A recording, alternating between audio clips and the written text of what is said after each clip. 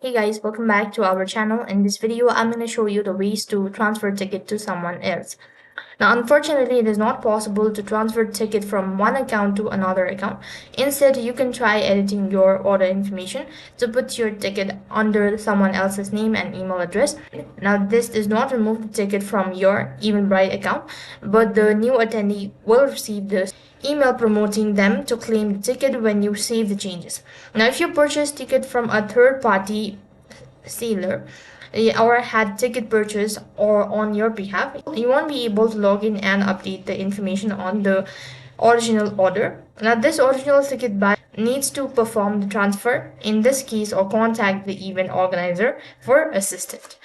Likewise, if you go to the following link that says eventbrite.com/help/how to transfer ticket to someone else, here you'll be able to find a link and associated articles regarding transferring your ticket. You could go ahead and edit your order information just by tapping on the link, and accordingly, it's going to take you to this page where you will be instructed on your order list and all that, and go through it. And that's basically how you can transfer ticket from Eventbrite. That is all for this video. I hope the video was helpful. Make sure to like, share, and subscribe to our channel.